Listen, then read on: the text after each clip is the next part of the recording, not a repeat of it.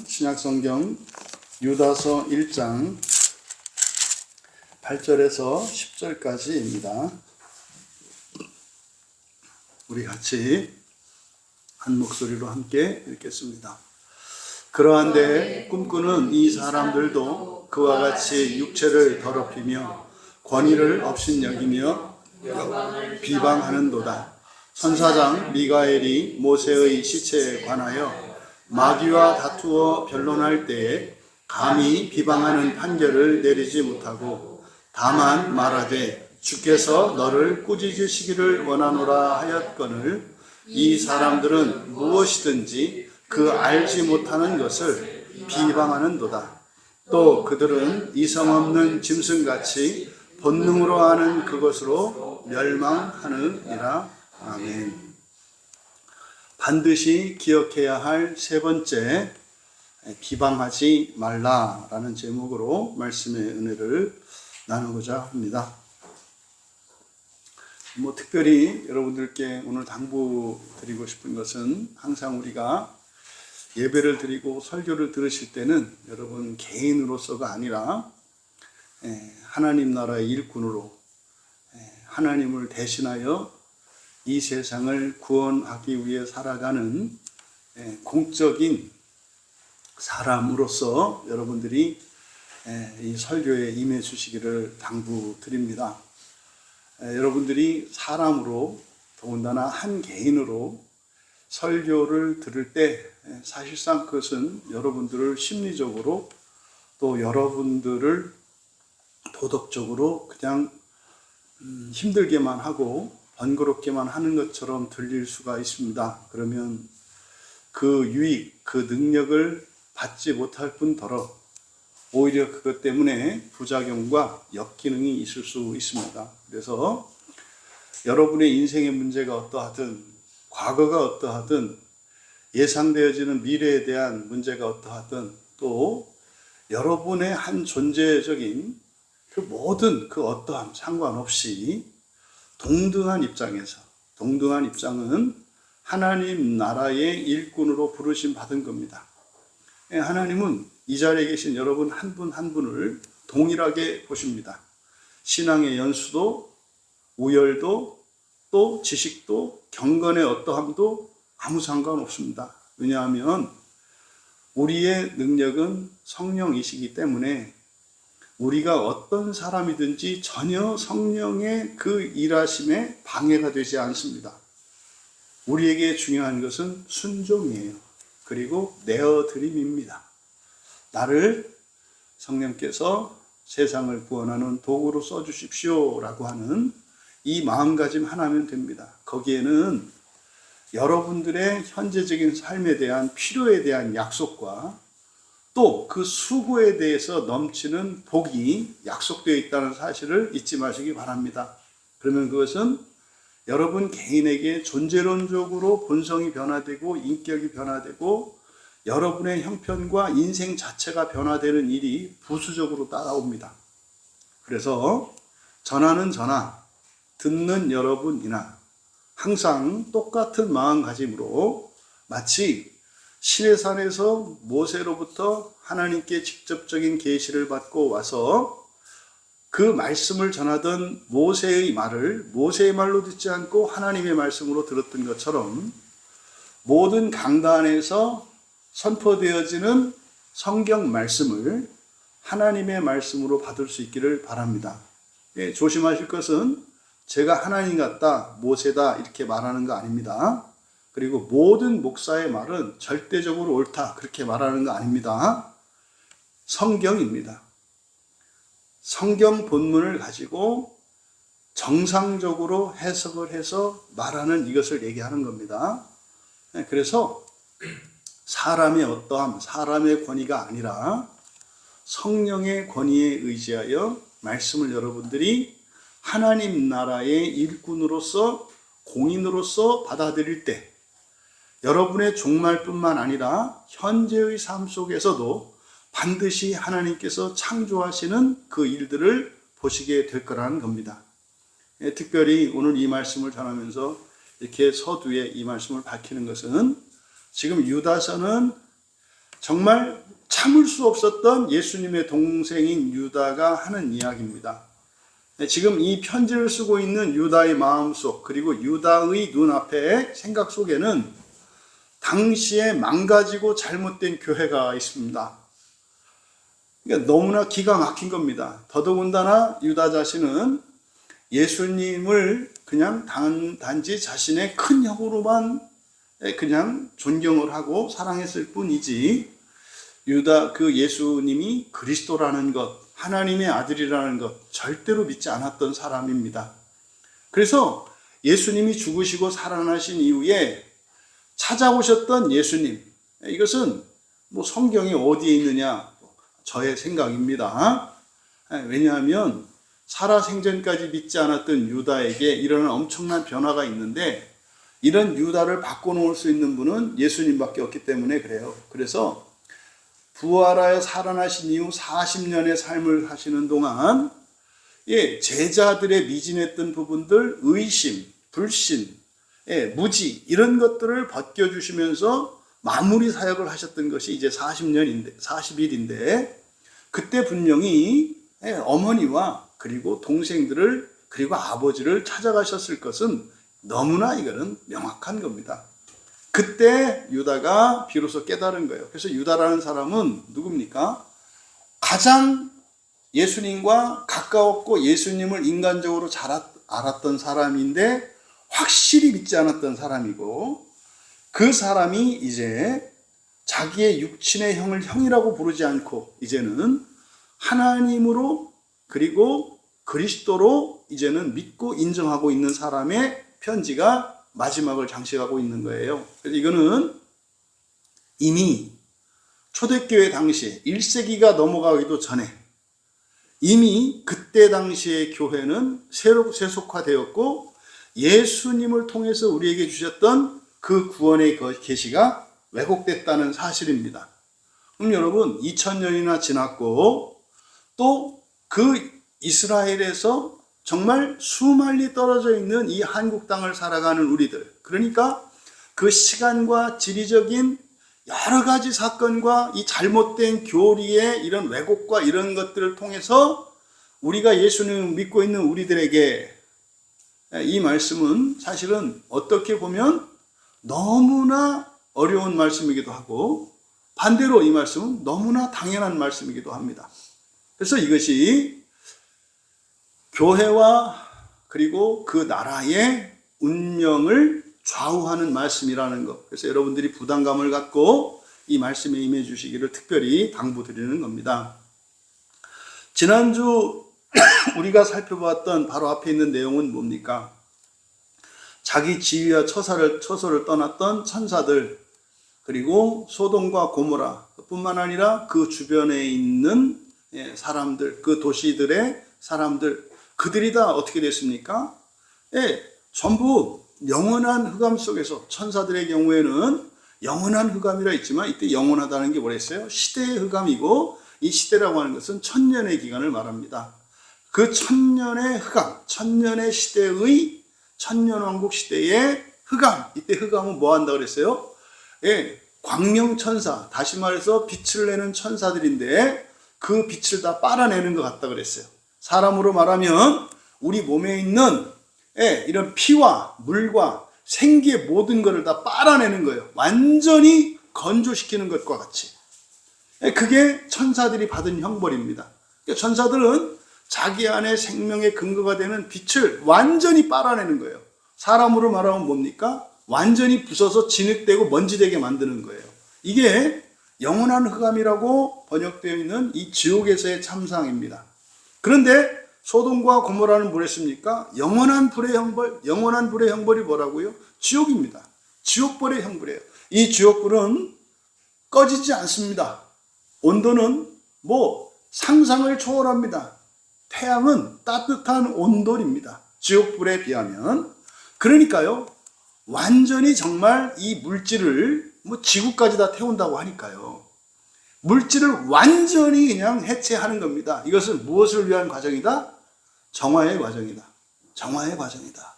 이런 티와 흠 하나 없도록 완전한 원재료의 상태로 돌아가는 거예요. 그래서 하나님이 재창조하실 것을 말하는 거예요. 역사 속에서 실존하였던 일이고 이것은 지금도 일어나고 있는 일입니다. 여러분들이 천국을 믿습니까? 지옥도 있습니다. 지금 이 시대는 천국도 믿지 않고 지옥도 믿지 않는 시대입니다. 특히 장로교인들. 더 이상 이 시대의 대다수의 장로교인들은 지옥을 믿지 않습니다. 천국도 믿지 않습니다. 우리나라의 장로교인들은 여호와 증인, 이단이라고 정죄해버리는 여호와 증인들이 말하는 종말관이에요. 그 여호와 증인들이 생각하는 천국이 뭘까요? 지상천국입니다. 장로교인들이 여호와 증인들을 이단이라고 하면서 그 잘못된 교리를 가르치고 있는 그 사람들의 종말관과 하나님 나라관을 가지고 살고 있어요. 이거를 무천년주의라고 합니다. 무천년주의 전체가 그런 게 아닙니다. 한국 교회의 무천년주의를 주장하는 사람들이 정통 무천년주의도 아니에요. 종말에 대해서 흔히 가지고 있는 이건 사실은 요한계시록의 해석과 관련되어 있거든요. 네. 그래서 전천년, 후천년, 무천년 뭐 이렇게 신학적으로 나누는 어느 것도 어느 것을 정죄하지 않습니다. 어느 것도 어느 것을 정죄하지 않아요. 입장이 다를지라도 다른 입장을 가지고 요한계시록을 해석하는 그리고 다른 종말관을 가지고 있는 사람들이라 할지라도 궁극은 같다. 이게 종말관을 가지고 있는 건전한 교리적 태도예요. 근데 우리나라는 어떻게 됐냐면 나만 맞고 다른 게 틀리다 이렇게 돼 있어요. 이게 심각한 겁니다. 그러니까 자신들이 얼마나 모순적이고 이렇게 이중적인지를 자신만 몰라요. 여러분 좀 이 상황에 대해서 여러분들이 객관적으로 인식할 수 있는 영적인 안목이 회복되기를 바랍니다. 여러분 너무 여러분 개인적인 일에만 이렇게 매몰돼서 전체의 상황과 일을 알지 못하면 여러분들의 인생에 소망이 없습니다. 항상 전체와 이 개인이라고 하는 이것이 이렇게 균형과 견제 속에서 같이 가야 되는 거예요. 자기 개인의 인생의 문제, 사소한 문제 쉽게 해도 안 되고 또 그뿐만 아니라 전체에 대한 문제도 함께 생각해야 되는 거예요. 여러분, 이 나라의 안위를 여러분들이 걱정하셔야지 나라에 대해서 아무 생각도 없고 그저 나 하나 먹고 사는 문제만 매몰되면 위험해진다 이 말이에요. 반대로 한 개인의 일상과 소소한 일들, 먹고 사는 이런 것들을 나라 때문에 그걸 절대로 이렇게 가볍게 여기거나 하찮게 여기면 안 됩니다. 그래서요, 한 개인, 나라 전체, 그리고 한 개인에 있는 작은 사소한 일들 다 중요하다 이 말이에요. 그래서 이것이 잘 조화와 균형을 이루어야 하는 것처럼 우리의 신앙도 마찬가지입니다. 여러분들이 생각하는 한국 교회의 실상은 어떻습니까? 이해가 있으셔야 한다 이 말이에요. 이해가 있으셔야 한다고. 이제 오늘 본문을 좀 더 살펴보시면 우리의 현실과 이렇게 연결이 되겠습니다만 뭐 이렇게 제가 설교를 하고 누가 가르쳐줘서 그것도 뭐 도움이 되겠습니다만 여러분 스스로 현재 일어나고 있는 이런 상황들을 보고 판단하고 분석해서 여러분들이 분별할 수 있는 분별력을 가지셔야 한다. 그걸 꼭 당부드립니다. 지금 바로 앞에서 이야기했던 그 뭡니까? 자기의 자리, 자기의 처소를 이 지위를 떠났을 때 어마무시한 하나님의 형벌이 있었다는 거예요. 천사들까지도. 그리고 이미 사실은 이때는 뭐 1세기 안에 있었던 일이니까 소돔 고모라를 이야기합니다만 우리는요 제국의 역사를 우리 알잖아요. 제국의 역사를. 이 뒤에 로마 제국이 이때 당시만 해도 로마 제국이 멸망한다? 기독교인들은 알았죠. 정상적인 기독교인은 로마 제국 반드시 망한다. 알았어요. 반드시 망한다고 알았다고요. 근데 아직 망하지 안 하는 상태니까 그 얘기는 못했죠. 우리는 알잖아요. 그 이후에 로마 제국 이후에 생겨났던 제국들도 있었잖아요. 다 망하지 않았습니까? 여러분, 그거는 과거의 어떤 역사적 사건이거나 우연히 일어난 그런 일이 아니에요. 여러분, 악한 자는 반드시 망합니다. 반드시 망해요. 이때 악하다라고 하는 게 뭡니까? 하나님의 구원의 진리에 반하는 자들이에요. 그냥 도덕적으로 악한 정도가 아니라 하나님의 진리에 반하는 것을 악하다 해요. 반드시 망합니다. 반드시 망합니다. 그래서 8절은 그러함에도 이렇게 시작하는 거예요. 그러한데, 이게 바로 거든요. 그러함에도, 이게 멘토이, 그러함에도 불구하고 이런 뜻이에요. 그러니까요, 자기의 그 지위와 처소를 떠나면 뭐 한다? 반드시 망한다. 천사도 망한다예요. 천사도 망한다. 로마도 망한다. 영국도 망한다. 미국도 저대로 가면 망한다. 그런데도 불구하고 이렇게 돼요. 그런데도 불구하고 꿈꾸는 이 사람들도 그와 같이 육체를 더럽히며, 그러함에도 불구하고 꿈꾸는 이 사람들도 뒤에 있는 얘기는 안 봐도 그렇게 하면 망하는데, 그러함에도 불구하고, 그걸 알고 있음에도 불구하고 이 사람들도 어떻게 하고 있다? 그 길로 가고 있다는 거예요. 그 길로 가고 있다. 저는 외람되고 감히 말씀드리지만 대다수의 한국의 그리스도인들은 그러함에도 불구하고 그 길로 가고 있다고 판단이 되는 거예요. 그러함에도 불구하고 그 길로 가고 있다고 판단이 되는 거예요. 그냥 가는 정도가 아니라 앞다퉈서 가요. 혼자 가는 게 아니라 세를 이루어서 가요. 이게 예수님 당시에 그 종교 지도자들이 했던 일들을 지금도 하고 있다 이 말이에요. 여러분, 뭐 죄송스럽습니다만은 여러분들은 아직까지는 광야교회에 있음으로 해서 교회를 다녔기 때문에 멸망하는 일은 없을 거로 보여요. 그런데 어떤 사람들의 경우에는 교회를 다녀서 멸망당했다라고 하는 말을 할 수도 있을 거예요. 조심할 것은 이때 제가 교회들을 지금 비난하는 게 아닙니다. 여기서 말하는 이 사람들이에요. 이 사람들. 이 사람들을 따라가면 이 사람들이 교회 안에 있단 말이에요.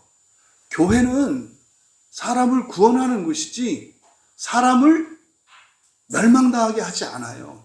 근데 문제는 이 교회 안에 이 사람들이 섞여 있다고요. 그래서 끼어 들어온 자다 그랬잖아요. 베드로 사도는 이 사람들을 거짓 교사라고 한다고요.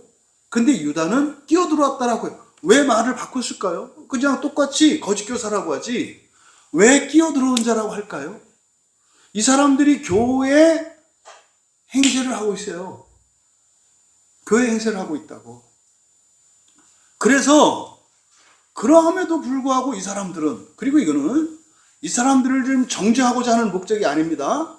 이 사람들 교회 안에 뭐 할 사람이 있다? 소돔과 고모라처럼 천사들처럼 멸망할 자가 있다. 분별하라고 이야기를 하는 거지. 가짜다, 그리스도인 아니다 이 얘기 아닙니다. 교회 안에 있는 멸망할 자들이라고 이야기를 하는 거예요. 그러니까요, 이런 사람들은 절대로 우리가 따라서는 안 되는 거예요. 이 교회 저 교회를 말하는 게 아니라 제가 이러한 사람과 같을 때 여러분 그런 말을 들으면 안 되고 따라가면 안 된다 이 말이에요. 그럴 때 여러분들은 과감히 손을 드셔야 돼요. 목사님 그거 아니지 않습니까? 라고 손을 들어야 한다 이 말이에요. 지금 바로 그렇게 멸망당했음에도 불구하고 그 길을 가고 있다. 지금 유다서의 마지막 결론으로 내리는 지금 우리가 조심해야 할 것에 대한 이 8가지 쭉 하는 이 세 번째를 우리가 살펴보는데, 설교의 소제목이 뭐다? 비방하지 말라요. 비방하지 말라. 그러니까 지금 이 비방하는 문제를 유다는 굉장히 영적이고 심각하고 그리고 아주 위중한 실수, 범죄라고 이야기를 하는 거예요. 첫째 부활할 수 없다는 거예요. 그러면 한 번이라도 비방하면 이런 얘기가 아니죠. 이 진리를 받아들이는 게 중요해요. 아, 비방하면 안 되는 거구나. 절대로 안 되는 거구나. 그런데 이놈의 주둥이가 틈만 나면 비방질을 하는구나. 이 문제의식을 가지고 이거를 고치려고 회개하려고 하시면 돼요. 받아들이는 게 중요하다 이 말이에요. 비방하면 안 된다. 그러면 그걸 받아들이면 어떤 기준이 생겨요? 옳고 그름이나 핑계나 이게 없어요. 비방하는 것은 무조건 어리석은 거예요. 이거는 무조건 불쌍한 거고 굉장히 두려운 거예요. 이 얘기를 하려고 하는 거예요. 이 얘기를.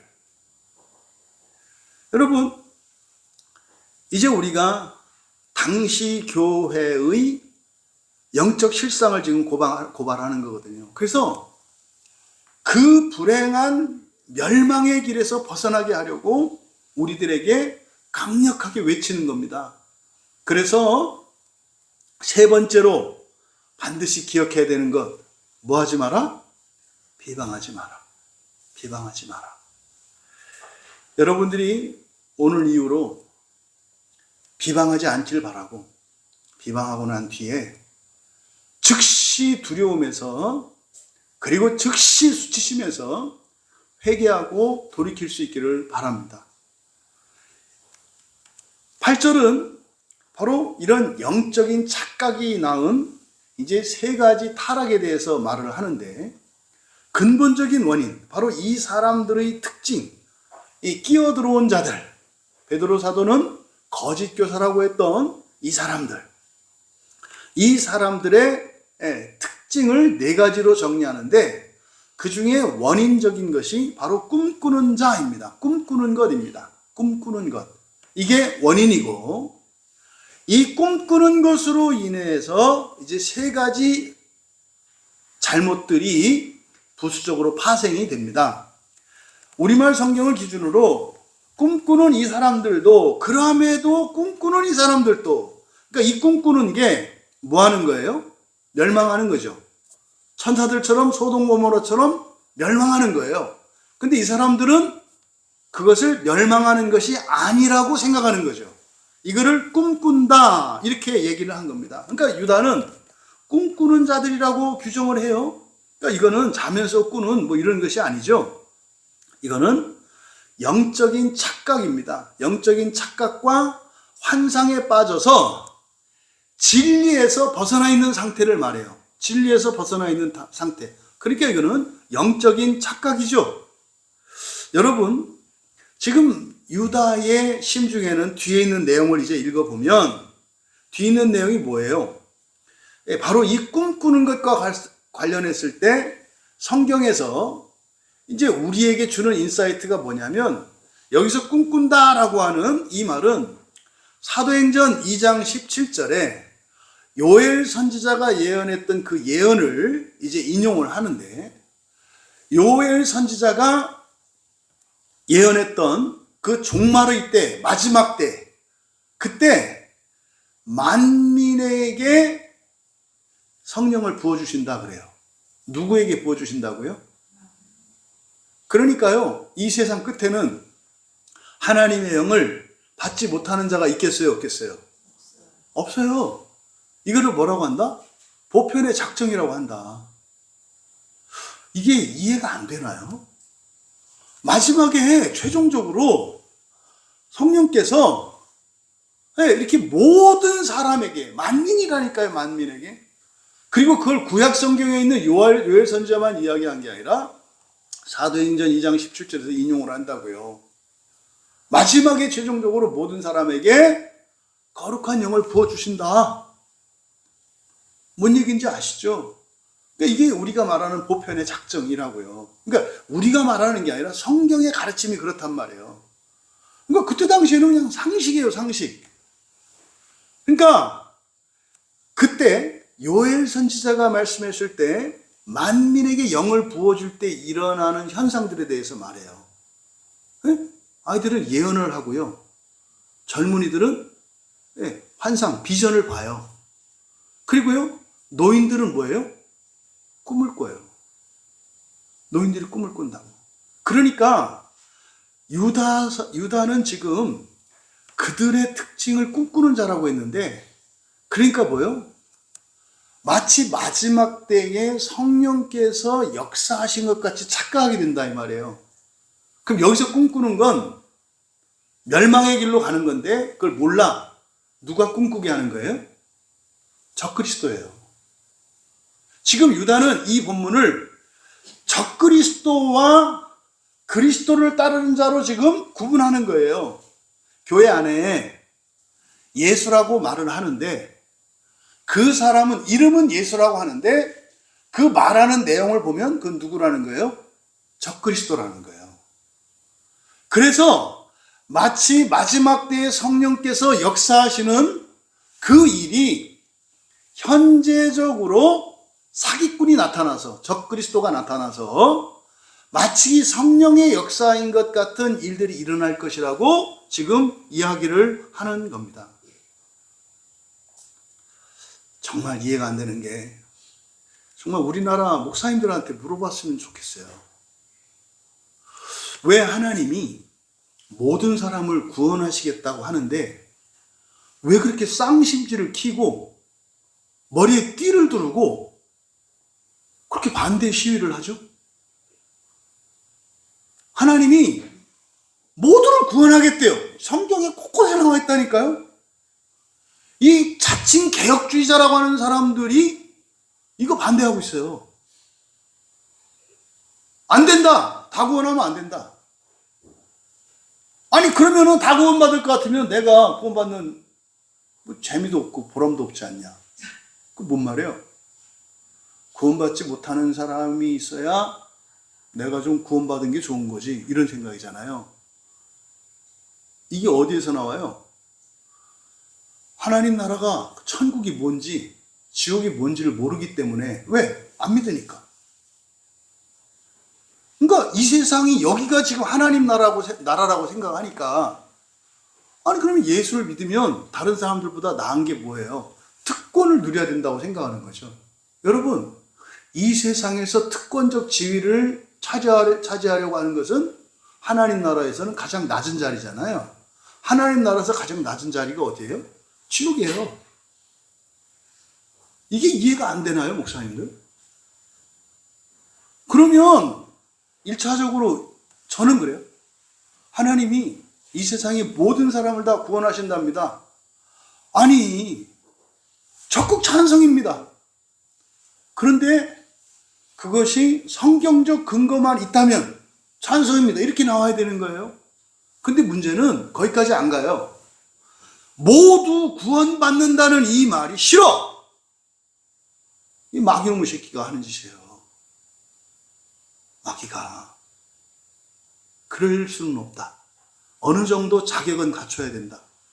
최소한 주일 성수는 해야 되고 11조는 해야 되고 최소한 전도 몇 명은 해야 되고 뭐는 해야 되고 이렇게 해야 공의로운 거지.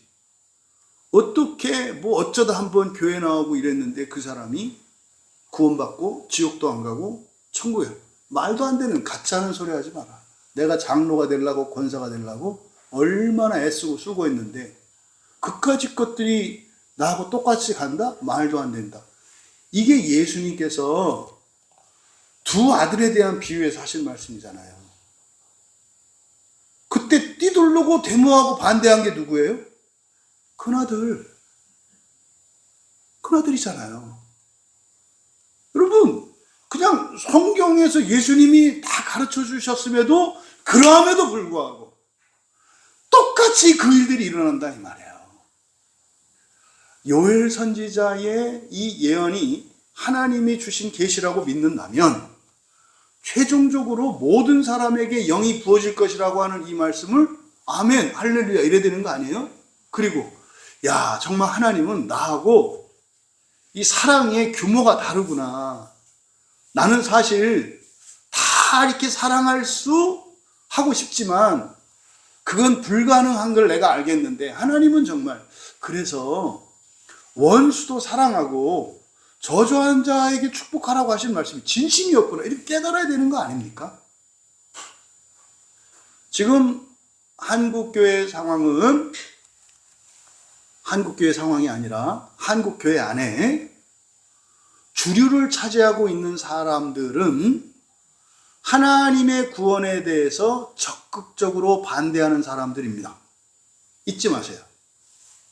굉장히 두렵지 않나요? 그런데요, 절대 그 사람들은 그렇게 생각하지 않습니다. 왜요? 꿈꾸고 있기 때문에. 꿈꾸고 있기 때문에. 본인들이 적그리스도 편에 서 있음을 몰라요. 그러니까 이 사람들은 개인적으로 탁월하면 탁월할수록 더 악한 일을 하게 되는 거예요. 차라리 모자라고 부족한 사람이면 영향력이 적을 텐데 개인적인 어떤 탁월함, 인기도 지명도 때문에 훨씬 더 악한 일을 하게 되는 거예요. 마음이 아파서 하는 얘기예요. 마음이 아파서. 여러분들이 이것을 분별할 수 있었으면 좋겠다. 그래서 베드로 사도와는 좀 다른 입장에서 유다는 이 문제를 거론해요. 거짓 교사의 문제를. 그러니까 베드로는 분별을 한다고요. 거짓 교사와 바른 교사. 근데 유다는 그렇게 분별하는 게 아니라 우리 각 개인에게 적용시키고 있다고요. 그리고 이것을 뭐예요? 영적인 문제라고 이야기한다 이 말이에요. 성령을 사칭하는 악한 영의 역사를 말한다고요. 그래서 여러분 그러잖아요. 저 목사님이 설교를 하는데 또 저 장로님이, 권사님이, 집사님이, 저 그리스도인이 어떤 자기 생각을 말하는데 그것이 성령의 뜻을 전하는가 악한 영의 뜻을 전하는가 명확하게 알 수 있는 기준이 있다고 그랬잖아요. 그게 뭐예요? 사랑과 연합이에요. 눈꽃만큼이라도 미움을 정당화하거나 이런 근본 감정을 두려움과 외로움과 수치심을 두둔하고 그것을 인정하는 이거는 마귀의 역사예요. 오늘날 대표적이 뭡니까? 정신병이라고 하는 이 병 자체가 마귀의 역사예요. 정신병 그러면 어떻게 되죠? 그는 법적으로도 보호를 받죠. 심신미약. 술 먹고 죄를 저지르면 2배를 벌어야 되는 거예요, 원래. 근데 지금 전 세계 사법 체계가 어떻게 되는지 아세요? 술을 먹고 죄를 저지르면 감형 사유가 돼요. 미쳤죠? 제정신으로 한 것보다 안제정신으로 한 게 더 큰 거예요. 더 위험하다 이 말이에요, 그 사람은. 그 사람은 정상적으로 자기 의지적으로 한 사람은 그걸 잘 가르쳐서 선악의 기준을 바꿔놓으면 안 할 거 아니에요. 근데 그 사람은요, 술만 먹으면 할 거 아니에요. 훨씬 더 심각한 거라니까요. 그런데 현 사법체계는 어떻게 해요? 심신미약이다 그래가지고 감형을 시킨다고요. 정신과 의사가 이 사람은 정신병입니다 하면은 용서를 받는다니까요. 이런 것들이 다 영적인 문제라고 하는 것을 여러분들이 깨달으셔야 된다. 그래서 유다는 굉장히 압축하고 있습니다만은 그때 당시에 교회를 이러면 고발하게 되잖아요. 이게 잘못됐고 이게 잘못. 즉 그러지 않기 위해서 이거를 아주 억제하면서 얘기를 하는 거예요. 또 이 자체가 주제가 뭐다? 비방하지 말라 그랬잖아요. 그러니까 이걸 말하면서도 자칫 자기 입술이 자기 이 펜이 잘못해가지고 교회를 비방할까봐 굉장히 조심하고 있는 거예요. 말을 굉장히 아끼고 있는 거죠. 바로 이 꿈꾸는 자입니다. 이 첫 번째 특징인 꿈꾸는 자. 이것은 성경을 가지고 미움을 정당화해. 성경을 가지고 교회를 분열하고 분리하고 지체된 교인을 저주해. 이게 꿈꾸는 자의 특징이라고요. 그럼 볼까요? 500년 개신교의 역사를 보자고요. 저는 이 성경 말씀에 비추어 종교개혁의 그 후예들도 여전히 꿈꾸고 있다고 생각을 해요. 왜냐하면 지금도 아니 예수님께서 주신 단 하나의 계명이 뭡니까? 사랑하라는 거 아니에요? 그런데 지금까지 종교개혁 이후 로마 캐톨릭은 뭐 말할 것도 없고 종교개혁 500년 동안 예수님의 계명을 절대적인 계명으로 받아들이고 있습니까? 그렇지 않습니까? 그렇지 않잖아요. 거기에다가 다 단서 조항을 붙였단 말이에요. 예수님은 사랑하라고 하셨지만 단 이런 것을 주장하는 사람은 미워해도 된다. 예수님을 죽기까지 원수라도 사랑하라 했지만 이거는 원수보다도 더 나쁜 놈이고 용서받을 수 없는, 이게 지금 사실 로마 캐톨릭이 가지고 있는 용서받을 수 없는 대죄 있거든요. 용서받을 수 없는 죄가 있어요, 캐톨릭에는. 그거는 그냥 나가서 살다가 죽는 게 나아. 그거는 연옥도 못 가. 영원한 지옥에 간 사람들이 있어요, 로마 캐톨릭에는. 그러니까 로마 캐톨릭은 그거를 감추려고 이렇게 위장하고 살아요. 왜? 신부님한테 걸리지만 않으면 되니까. 그래서 고해성사 할 때도 그 얘기는 절대로 하면 안 돼요. 왜? 용서 못 받는 죄거든. 말도 안 되는 이 악습과 잘못된 것이 개신교 안에 들어와 있단 말이에요. 용서받을 수 없는 죄가 있다. 여러분, 용서할 수 없는 죄가 있어요? 무슨 말이냐면 이게 죄가 뭔지 모르기 때문에, 용서가 뭔지 모르기 때문에 하는 거죠. 용서는 뭡니까? 분리시키는 거예요. 그 사람과 그 행동을 이렇게 분리시키는 거라니까요. 뭘 못해. 생각만 하면 되는 건데. 근데 로마 캐톨릭이 가지고 있는 이 기준이 뭐예요? 법정적 기준을 갖고 있다고요. 목사들이 판사인 줄 알아. 네? 목사들이 판사인 줄 안다고. 그러니까 이런 잘못된 것, 저는 감히 말씀드려요. 모든 목사님들은 아니겠습니다만은 대다수의 주류를 이루고 있는 분들이 와서 얼마든지 얘기했으면 좋겠어요. 예수님의 사랑의 계명이 절대적입니까? 거기에 우리가 괄호치고 이러한 경우는 사랑해줘 않아도 된다는 이런 말을 덧붙일 수 있습니까? 적그리스도예요, 그는. 적그리스도라고요. 언제 예수님이 영원히 버리고 공동체에서 쫓아내는, 이거 구약의 잘못된 유대교의 전통이라니까요. 여러분들이 좀 깨어나시길 바랍니다. 그러니까 지금 이 꿈꾸는 자들, 바로 뭐다? 성경을 가지고, 교리를 가지고, 사람을 죽여도 된다, 사람을 미워해도 된다, 이런 근본 감정들은 영원히 이거 사랑으로 승화시키지 않아도 된다 라고 하는 것이 바로 이 꿈꾸는 자들이다. 여러분들이 분명히 정리하시기 바라요. 그러면 이 꿈꾸는 자들, 이 꿈꾸는 것으로 인해서 이게 이제 원인이에요. 바로 이 사람들이 잘못된 적그리스도의 편에 서게 되는 원인이 바로 꿈꾸는 거라고요.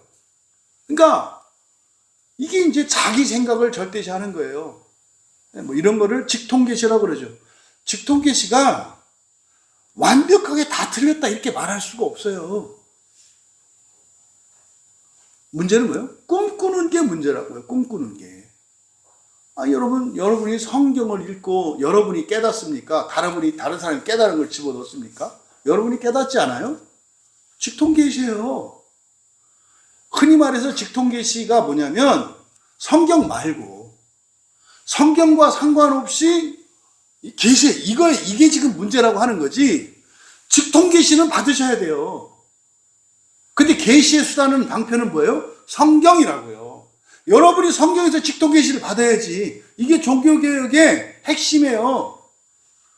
누구나 성경을 통해서 직접 하나님의 계시를 받을 수 있다. 이게 뭐예요? 왕족 제사장이라니까요.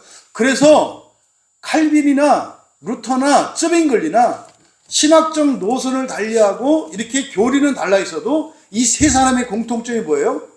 오직 성경이에요. 오직 성경. 누구나 성경을 통해서 하나님으로부터 직접 계시를 받을 수 있다. 그러니까 직접 계시를 받는 게 잘못된 게 아니라 성경이 아닌 다른 것에서 계시를 받았다라고 주장하는 게 문제라는 거지. 성경을 통해서는 직접 계시를 받으셔야 한다. 그래서 그리스도인은 뭐 해야 돼요? 까막눈이면 글자를 배워야 되고요. 그리고 여러분들이 글을 읽을 수 있다 할지라도 목사의 설교를 들어야 되는 거예요. 여러분이 받은 직통계시, 다시 말해 성경에 대한 이해가 목사의 설교와 목사의 가르침을 통해서 교정되고 순화되어야 되는 거예요. 그렇다고 해서 목사가 절대적이냐? 그렇지 않아요. 목사의 권위를 따라가는 이유는 뭡니까? 성령을 믿기 때문에 그래요. 목사가 맞냐 틀리냐가 중요한 게 아니라 목사의 권위를 존중하는 게 뒤에 나오겠습니다만 뭐예요? 성령께서 보증하시고 수정할 것이기 때문에 그런 시행착오의 과정을 거쳐서 목사도 바로 세운다고요. 그래서 여러분들이 우리들이 일반적으로 무엇은 나쁘다, 무엇은 뭐다 이렇게 공식화되어 있는 것들 하나하나 회의하셔라. 다 맞는 게 아니에요. 대부분이요. 어느 정도 무엇은 맞고 무엇은 틀려. 다 모든 사람의 말에 모든 교리에는 맞는 것도 있고 틀린 것도 있어요. 충분한 것도 있고 부족한 것도 있어요. 모든 교리가. 사실은 위대한 신학자들에 의해서 만들어졌고 발견됐고 정리되고 체계화되었던 모든 교리를 다 합쳐봐야 성경의 n분의 1이에요. 그것도 아주 작은 부분. 그리고 그 안에는 불순물들이 또 다 섞여 있어요. 이걸 잊으시면 안 된다고. 그래서 종교개혁자들이 오직 성경이라고 했던 이거는 오늘날 무슨 주의자 하는 사람들은 거의 꿈꾸는 분들인 가능성이 많아요. 거의 꿈꾸는 분들. 이 꿈꾸는 분들이라는 게 뭡니까? 오직 성경을 따르지 않는 사람들이에요. 성경을 보는데 검문서가 수백 수천이에요. 무슨 말이냐면 성경을 잘못 봤어. 근데 어느 날 한 사람이 잘못 봤다. 이거를 말을 해. 그러면 성경을 가지고 얘기하기 전까지 검문서를 수백 단계를 거치는데 그 검문서가 누구예요? 학자들이에요. 거기에 반대했던 학자들을 다 거쳐가야 된다고. 성경을 보는데 왜 성경이 이렇게 멀어졌어요? 그냥 보면 되는데 왜 성경의 깨달음을, 성경을 통해서 얻은 깨달음을 검문서를 다 통과해야 되냐 이 말이에요. 그러니까 마귀는 이게 마귀가 만들어 놓은 거예요. 그 중에 하나만 딱 걸려도 못 가는 거잖아요. 성경으로. 그렇잖아요. 수십 명의 신학자들에서 어느 한 사람만 딱 걸려도 성경까지 못 가. 이게 바리새인들한테, 서기관들한테 예수님이 하셨던 말씀하고 똑같죠. 천국문을 걸어 잠갔다. 오늘날로 말하면 성경을 걸어 잠갔다. 여러분 아십니까?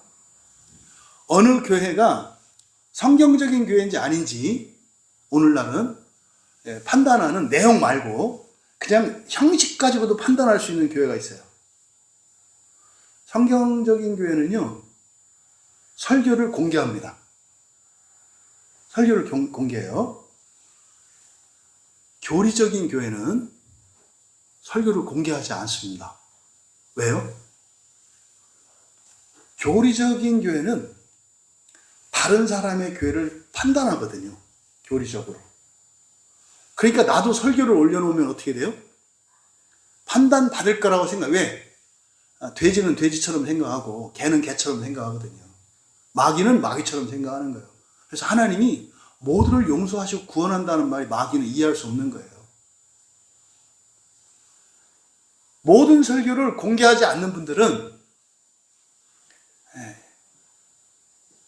성경적이지 않고 교리적인 분들이에요. 신기할 정도로 큰 목소리 내고 유튜브 보시면은 막 옳다 그러다 하는 분들이 있어요. 설교를 찾을 수가 없어요. 설교를 찾을 수가 없다고. 엉뚱한 거는 올리면서 설교는 안 올려요. 그러니까 그냥 이것만 봐도 알 수 있겠구나. 모든 설교를 오픈하는 교회. 뭐 유튜브가 아니어도 교회 홈페이지에 얼마든지 올릴 수 있잖아요. 그렇잖아요. 왜 과천에 있는 신천지의 성지처럼 여긴 어떤 교회가 있어요. 과천의 S교회. 지금은 정상적인 교회로 위장되어 있어요. 그 교회가 뭐 어마어마한 그 대지의 건물에 있거든요. 이상하게 설교를 안 올려요. 그래가지고 제가 찾아갔다니까요. 아니 왜 설교를 안 올려? 그렇게 큰 교회가. 보통은 그래야 설교 듣고 사람들 오라고 설교를 올리는 거 아니에요. 찾아가지고 아주 끈질기게 찾아가지고 어떤 설교를 들었더니 왜 안 올렸는지 알겠더라고요. 올리면 안 되겠더라고. 그때는 무심결에 지났는데 요즘에 보니까 이제 교회 안에 정치하는 목사들이 있어요. 작정하고 오는 분들이 있거든요. 그러니까 성경과 상관없이 그냥 직업으로서 종교업에 뛰어드는 분들이 있어요. 이분들은 하나같이 절대로 자기 설교를 올리지 않습니다. 왜냐하면 그렇게 하면 누군가가 난도질할 것 같아서. 그래서 지금은요, 잘 들으세요. 성경에서 무엇을 발견하면 말하면 안 돼요. 말하면 죽여요. 책을 써도 안 돼요. 왜냐하면 증거가 되니까. 설교를 해도 파일을 공개하면 안 돼요. 왜? 증거가 되니까. 이 시대가 그래요, 이 시대가. 그래서요, 성경을 연구하면 안 되는 시대가 됐어요. 지금 우리나라가. 성경을 연구해서 다른 관점으로 해석을 하면 바로 죽입니다. 근데 그걸 죽이는 사람도 누구냐? 이단에서 온 사람들이 죽입니다. 우리나라에 있는 정통 교단들은 이미 이단들이 잡고 있다고 해도 과언이 아니에요. 이게 확정 지으면 또 이게 법적으로 문제가 돼요. 과언이 아니에요. 왜냐하면 이단 감별사라고 하는 사람들이 다 이단에서 온 사람들이에요. 그러니까 정통교회 교인들의 신앙과 목사들의 신앙을 그 목줄을 누가 쥐고 있어요? 말은 이단에 있다가 지금 바꿨다고 하는데 어쨌든 그 출신은 이단인 사람들이에요. 안식일교회, 신천지, 이런 데서 온 사람들이 거기서 있다 왔으니까 자기들이 전문가래요. 본인들은 그럴 수 있지만 어떻게 정상적인 목사님들이 그걸 생각해요?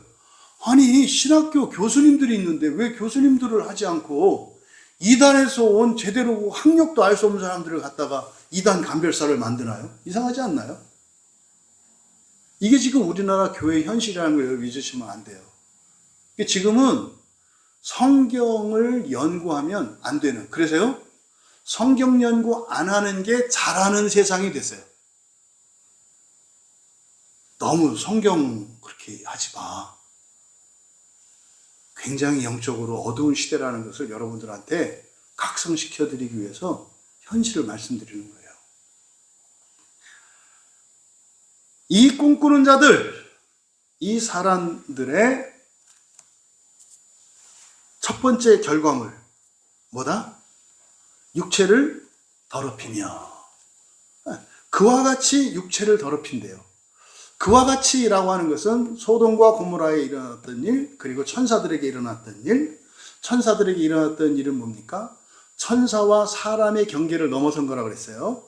천사와 사람의 경계를 넘어선 거. 그리고 천사들은 구역이 있어요. 천사들은 각자에게, 왜? 일꾼들이기 때문에 자동차 부속품과 같다 그랬죠? 천사는 그냥 도구로 지어진 존재예요. 그러니까 자동차 부속과 같은 것이 다만 인격성이 있어. 인격성이 있기 때문에 이탈할 가능성이 있어. 천사들에게. 천사들에게는 존재론적으로 창조의 목적이 도구적이기 때문에 그 자리에서만 쓰임을 받아요. 떠나면 안 된다고요. 핸들이 바퀴의 자리로 가면 안 된단 말이에요. 바퀴가 핸들로 오면 안 된다 이 말이에요. 이해되시죠? 이미 천사론 때 다 다뤘다고요. 천사라고 하는 존재가 그래요. 자기 지위가 있고요. 하이아키예요. 수직적 질서를 갖고 있다고. 명령을 하면 따라야 되고 또 자기보다 낮은 게 명령을 해야 되고 이렇게 전달체계. 그 로직이 이런 거죠, 로직이. 예, 로직에 따라서 가잖아요. 이런 프로그래밍 되고 하는 게. 이게 천사들의 질서예요. 그래서 자기 지위와 처소를 말한 거예요. 그런데 창세기 6장에 나타난 사건은 뭐라 그랬어요? 경계를 넘어섰다고요. 경계를 넘어섰다고요.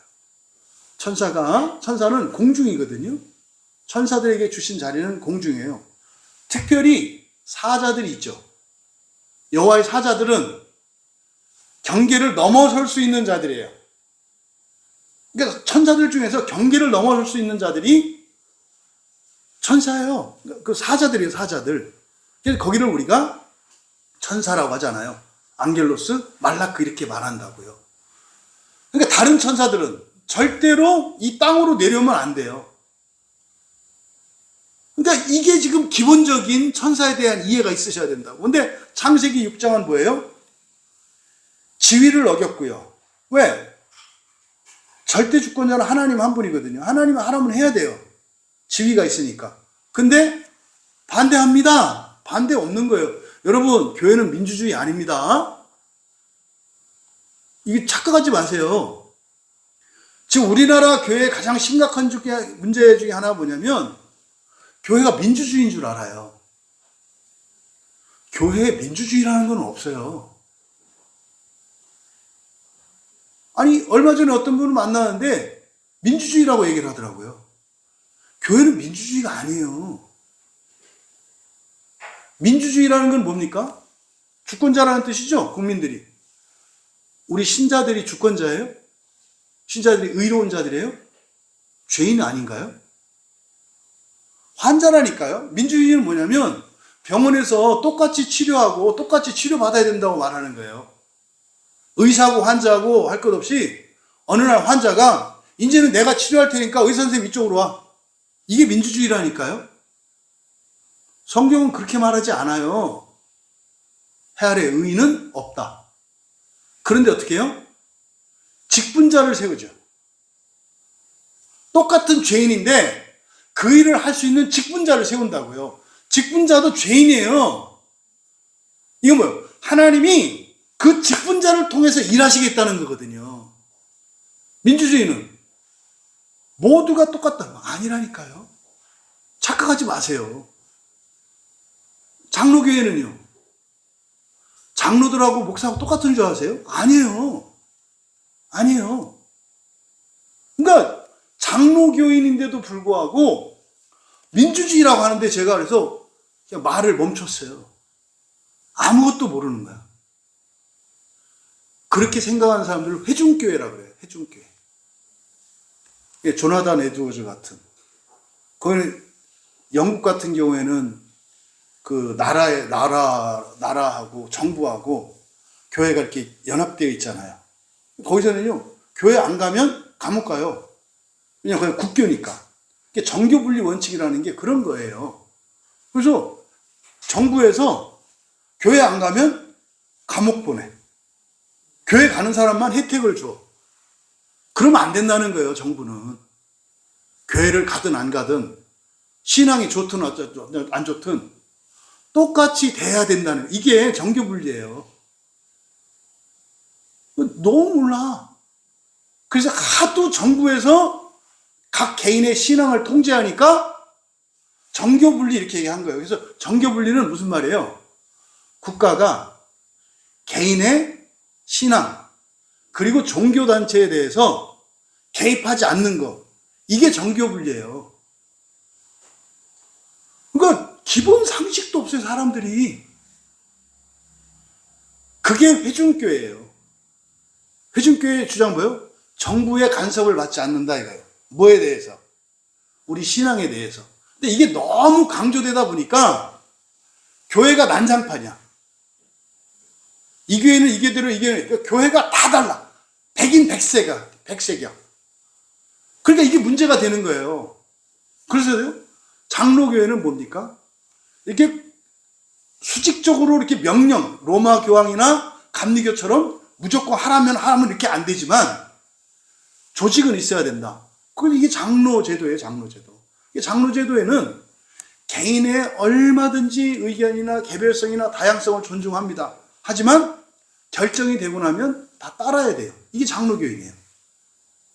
뭐 지금 교회 안에 그 말도 안 되는, 근데 지금 한국 교회가 엉망진창입니다. 감리교도 없고요, 장로교도 없고요, 회중교회도 없고, 뭣도 없고, 지금 완전히 사사기 시대예요. 이 시대가. 그러니까 막 이것저것 갖다가 다 짬뽕해서 이렇게 있는데, 뭐 이게 제대로 된 게 하나도 없는 거예요. 여러분, 여기서 지금 왜 그 같은 방식으로 할 때 이게 뭐라 그랬어요? 지위와 처소를 떠난다고 그랬어요. 교인은 교인의 자리가 있고요, 목사는 목사의 자리가 있어요. 우월하다는 거 아닙니다. 직분을 존중해야 된다 이 말이에요. 부모는 부모고 자식은 자식이다 이 말이에요. 지금 오늘날 부모들이 자식에게 얘기했을 때 자식들이 싫어요. 이게 소돔과 고모라에서 일어난 일이고 창세기 6장에서 일어났던 천사의 일이라고 말하는 거예요. 제가 저를 터뜨려서 이것만 고칠 수 있으면 정말 제가 지금 당장 죽어도 여한이 없어요. 성경 믿으시죠, 여러분? 정말 우리 여집사님들한테 제가 꼭 부탁드려요. 남편 말에 무조건 복종하세요. 옳다는 거 아니에요. 남편이 잘났다는 거, 여러분이 밑에라는 거 아니에요. 성경, 여러분이 능력이 있으니까 좀 참아주라는 거예요. 네? 사고 치면 여러분들이 해결하시라고. 이게 성경의 가르침이에요. 남편 된 여러분들한테 제가 꼭 부탁드려요. 뭐해라? 아내만큼은 목숨을 다해서 사랑해라. 아내만큼은. 부모 된 여러분들은 자녀들이 부모의 권위를 알게 하셔야 돼요. 그 권위를 안 가르치면 어떻게 되는 줄 아세요? 소돔과 고모라처럼 된다니까요. 천사처럼 된다니까요. 이게 이 가치예요. 제발 하나님의 말씀을 듣기를 바랍니다. 이 가치. 어떻게 했다? 육체를 더럽혔대요. 이상하지 않나요? 육체가 더러운 거 아닌가 원래? 아닌 거죠. 그래서 흔히 말하는 이원론의 잘못된 거, 육체는 더럽고 영은 거룩하다. 잘못된 생각이라고요. 사륵스라고 하는 것은 이렇게 필면의 인간의 몸을 나타내는 말입니다만 그 또한 하나님이 창조하신 거잖아요. 깨끗해요. 그런데 더럽힌다 그랬어요. 바로 이 같은 방식으로 육체를 더럽힌다. 그럼 육체만 갖고 생각해 봅시다. 육체는 육체의 원래 목적이 있어요. 쓰임이 있다고. 자리가 있다고. 그런데 이걸 지금 벗어나려고 하는 거죠. 육체를 목적으로 삼으려고 하거나, 그리고 육체의 질서를 따르지 않아. 늙지 않으려고 하는 거. 되게 진지하게 생각하셔야 돼요. 1차적으로 우리의 육체는 뭐다? 부활을 위해서 쓰도록 주신 도구예요. 부활의 도구예요, 육체는. 그러니까 여러분 육체는 뭐 하는 데 쓰는 거다? 부활을 위해서 쓰는 거라고요. 돈 버는 데 쓰고 즐거움을 주고 즐거움을 받기 위한 목적이 아니에요. 우리 육체는 지나치게 육체를 위해서 돈 들이고 시간 들이고 애쓰는 거 진지하게 생각하셔야 돼요. 요즘에 청년들 지금 몸짱 이런 거 하잖아요. 이것도 소돔과 고모라에서 일어나는 일이에요.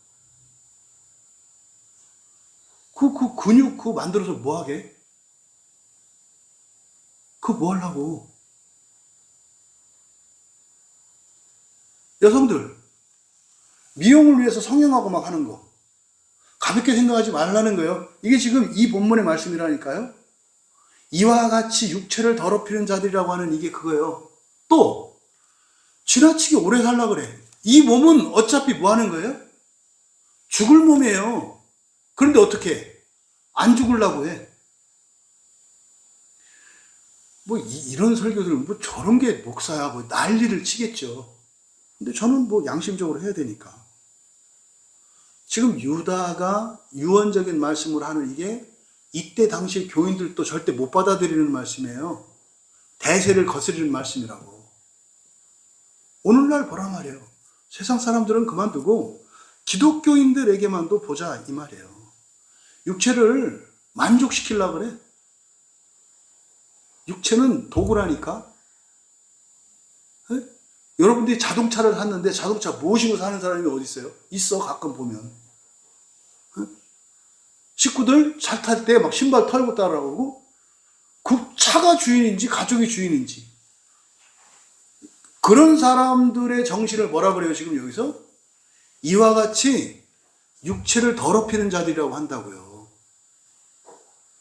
아니, 그까짓 너무 기계덩어리를 갖다가 뭐 이렇게 신주 떠받들듯이 그렇게 하냐고. 막 다루라는 거 아니에요. 잘 다루이지. 오늘날의 사회 현상에 비추어 보았을 때 당시 유다에게도 그때 당시의 교회에도 그런 게 있었던 거예요. 그 제국의 문화로 봤을 때 대표적인 게 로마 제국의 멸망의 큰 원인 중에 하나를 목욕탕으로 보거든요. 목욕탕. 오늘날 찜질방의 기원이 로마 목욕탕이에요. 굶어 죽는데 사람들이, 귀족들이 들어가는 목욕탕은 대리석으로 휘황찬란해 놓은 사치와 방탕의, 그게 뭐예요? 육체를 더럽히는 자예요. 그래서 여기는 역사적인 증거를 대면 얘기할 수 있는 게 무지하게 많아요. 이거 사치와 방탕과 향락과 관련된 거예요. 이것을 이와 같이 이처럼 육체를 더럽힌다. 여러분 자신을 돌아보기 바랍니다.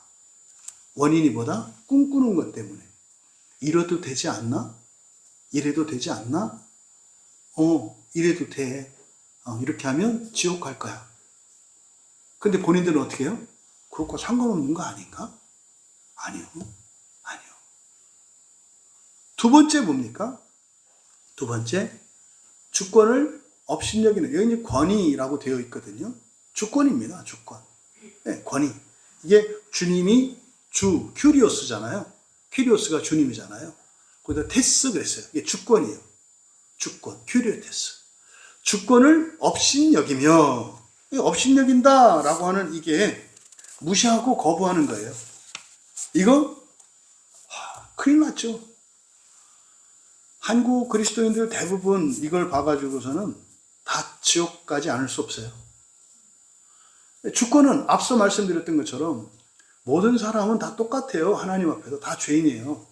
벌 받을 사람이라는 게 아니라 완전하지 않다 이 말이에요. 그래서 뭐 누가 누구를 다스리고 누가 누구를 가르치고 이렇게 할 수 있는 처지가 아니에요. 아무도 그렇게 할 수 있는 사람이 없어요. 아무도. 근데 하나님은 어떻게 하신다? 직분을 두셔서 직분자를 통해서 하시는 거예요. 이 사람이 하는 게 아니라 하나님이 직분자를 통해서 하신다고요. 이게 그래서 권위라고 번역을 한 거거든요. 그래서 주권자, 우리에게 진정한 주권자는 한 분이죠. 하나님 한 분이세요. 그러면요, 사람들이 나는 하나님의 주권을 인정합니다. 인정하는지 안 하는지 몰라요. 그래서요, 구체적으로 알 수 있는 방법이 있다고요. 너 나를 인정한다고? 당연히 인정하지. 창조주 하나님, 심판주인데 누가 거기서 이렇게 구부리지 않겠어요. 근데요, 꿈꾼다고. 자기가 그런 줄 안다 이 말이에요. 그러면 정말로 하나님의 주권을 인정하는 사람은 어떻게 하는가? 하나님이 주권을 위임한 사람들에게 복종해요. 그러면 하나님이 주권을 위임한 사람이 대표적으로 구약에서는 삼중직이라고 그랬잖아요. 기름 붓는 게 주권을 위임하는 거거든요. 왕한테, 왕 복종하는 거예요. 또 대제사장이죠. 대제사장. 그 다음에 선지자 아닙니까?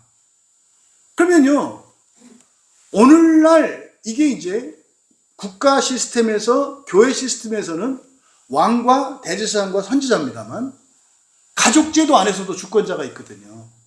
가족제도 안에서 맨 처음에 주권자는 부부로 만들어질 때 가족이 시작되잖아요. 주권자가 누구예요? 남편. 여러분, 사기꾼들 말 듣지 마세요. 아내는 무조건 누구 말 들어야 돼요? 남편 말 들으셔야 돼요. 이 얘기는 입 닫으라가 아니라니까요. 의견을 제시해라. 하지만 결정권은 누구에게 있다? 남편에게 있다. 왜 그래요? 에덴 동산의 타락 사건 때문에 그러는 거예요. 능력 있는 하와가 어떻게 하더라? 찍어 누르더라. 그러면 어떻게 된다? 반드시 죽는다예요. 이거는 역사적 교훈이라니까요. 하나님이 일방적으로 성경에 있는 모든 율법은요, 역사 속에서 일어났던 일들에 대한 반추예요. 반면교사예요. 모든 계명은 뭐 해라 뭐지 마라는 이미 역사 속에서 검증된 것들이에요. 그래서 위험한 것에 대한 경고예요. 이거는 하나님이 그냥 주신 게 아니라고. 그래서요, 진짜로 아내된 자들이 남편의 결정에 따르기만 해도 엄청난 복을 누린다니까요. 두 번째로는 뭐예요? 부모와 자녀예요. 자녀는 무조건 어떻게 하는 거예요? 부모님 결정을 따르는 거예요. 옳다가 아니에요. 그래서 잘못된 부모, 잘못된 남편을 만나면 인생이 엄청 힘들어요. 말도 안 되는 결정을 하는데 하나님 말씀 때문에 말도 안 되는 남자에게 복종을 해야 돼. 미치는 거지. 근데 그 미칠 때 마음이 상하면서 자기 마음이 기경이 돼. 그 미치는 인간 때문에. 내 마음을 시원케 해주는 남편을 만나면요, 죄가 발견이 안 돼요. 그냥 왕비 대접, 공주 대접만 받으면 우아하게 살면 되니까. 착한 일만 하면 돼요. 죄가 안 드러나. 여러분, 왕비 대접 받으면서 죄를 하나도 발견하지 못하고 살래요? 더러운 인간 만나서 죄를 충분히 발견하고 살래요? 중간쯤 사는 게 좋아요. 중간쯤. 이게 좋은 거라고. 그래서 흠이 없는 배우자를 선택하려는 것은 아주 현세적으로는 지혜로운 것 같지만 굉장히 어리석은 거예요. 요 긴장 관계가 있다고. 정답은 없죠. 각자 생긴 대로 그냥 하면 된다. 중요한 건 뭐다? 그 주권자를 인정해라. 교회에서, 여러분, 목사 말 무조건 들으셔야 돼요. 그러니까 어떤 목사를 만나느냐가 굉장히 중요해요. 그럼 여러분들에게 목사의 기준은 뭡니까? 성경이에요. 그냥 저 막 기러기 하고 이렇게 괴롭히고 그래도 성경을 전하면 괜찮은 거예요. 여러분이 인간적으로 막 존경하고 너무 친하고 싶고 너무 좋아. 흠이 없어. 근데 성경과 상관없어. 최악이에요, 최악이라고. 바로 두 번째, 주권을 업신여긴다라고 하는 게 이런 의미다. 그래서 이런 자들이요, 지도자 자리, 저 같은 이제 목사의 자리에 있어. 이런 사람들은 어떻게 해요? 성경도, 법도, 도덕도, 다, 그러니까 주권자, 왕이 어떻게 해? 법, 질서, 권위, 하나님을 무시해. 그럼 이제 그 나라 사람들 다 죽는 거예요. 그럴 때 어떻게 돼요? 국민들이 회개하고 기도해야지. 하나님 깨워주시도록. 아버지가 엉망진창이야. 책임도 안 지고 도덕적으로도 완전히 엉망진창이야. 그럼 어떻게 해요? 하라니까 하긴 해야 되는데. 말은 해야 되잖아요. 그 편안한 날이 없겠죠. 그래서 어떻게 해요? 고통당해야 돼. 그래서 하나님이 그 인간을 바꿔놓으셔야지. 이런 거. 교회, 목사 같은 경우에 이게 이 주권자로서의 이 목사가 잘못되면 어떡합니까? 성경의 진리가 아니라 자기 기준, 자기 판단대로 한다고. 이게 지금 심각할 정도로 정말 뭐 거의 1000년 동안 이 목회자들이 잘못하고 있는 게 부활과 지옥에 대한 교리예요. 성경이 말하는 부활, 하나님이 말씀하신 부활과 하나님 말씀하신 이 지옥이 아니라 사람들이 한 걸 가지고 가르쳐요. 이 문제를 여러분들이 진지하게 생각하시면 좋겠다. 세 번째가 뭡니까? 세 번째가 이 얘기를 지금 바로 이렇게 주권자에 대해서 이야기를 하잖아요. 육체를 괴롭히고 주권자를 업신여긴다. 업신여기고 영광을 비방한다. 이제 세 번째가 영광스러운 존재를 비방하는 자들이에요. 이게 이럴 때 제가 사실은 이제 보람을 느껴요. 보람을 느끼고 여러분들한테 정말 이렇게 뭐라 그럴까요? 좀 떳떳할 수 있는 게 이런 거예요. 여기 보면은 영광을 비방하다 이렇게 돼 있잖아요. 이게 뭐예요? 영광을 비방하는 게? 뭔 말인지 아시겠어요? 영광이라는 말은 하나님을 나타내는 말이거든요. 그러니까 대충 그냥 하나님을 비방한다. 여러분, 교회 안에서 하나님을 비방하는 사람이 있을까요? 말도 안 되는 소리죠. 아니, 교회, 예수님 믿고 하나님 믿는 사람들, 아니, 저 무당도 자기가 섬기는 신을 비방하지 않는데, 누가 어떤 그리스도인이 하나님을 비방하겠냐고요. 그 생각을 하셔야 된다니까? 생각 안 하면, 여러분하고 아무 상관없지. 네? 그게 아니에요. 여기 영광이라고 번역이 되어 있는데요. 이게 지금 영광스러운 것들이에요. 영광스러운 존재들. 복수형으로 되어 있거든요. 그러니까 영광스러운 존재들이니까 이건 하나님을 나타내는 말이 아니에요. 영광스러운 존재들. 그럼 여러분, 영광스럽다. 독사. 영광이잖아요. 무한한 가치가 있는. 이거는 하나님의 영광을 나타낸다고 했잖아요. 그러니까 하나님의 의의를 가진 사람들이, 존재들이거든요. 그러면 하나님의 피조물들 중에, 이 세상에 있는 것들 중에 영광스러운 것들이 뭐가 있을까요? 첫째, 광명천사, 천사들이겠고요. 천사들 영광스러운 존재예요. 그냥 두 번째 영광스러운 존재가 뭐예요? 동등천사, 사람이죠. 근데 모든 사람은 아니야. 부활한 이유야. 그죠? 그러면 부활의 소망을 가진 사람들이 모여있는 곳이 어디예요? 교회. 그래서 부활할 신자들을 집합명사로 나타낼 때 교회라고 한다고요. 그러니까 여기서 영광스러운 존재들을 비방하는 거거든요. 그럼 여기서 영광스러운 존재 되는 것은 두 가지라고. 하나는 천사, 하나는 교회. 뭔 말인지 아시겠죠? 그런데 천사는 남성 명사예요. 교회는 여성 명사예요. 근데 여기서 영광스러운 것들 할 때 여성 명사를 썼어요. 그러니까 이건 누구를 나타내는 거예요? 교회예요, 교회. 교회. 교회를 비방하지 말라는 거예요. 여기서. 이게요, 에베소서 5장 20절에 똑같은 표현이 나와요. 거기서는 어떻게 에베소서 5장 27절은 영광스러운 교회라고 되어 있어요.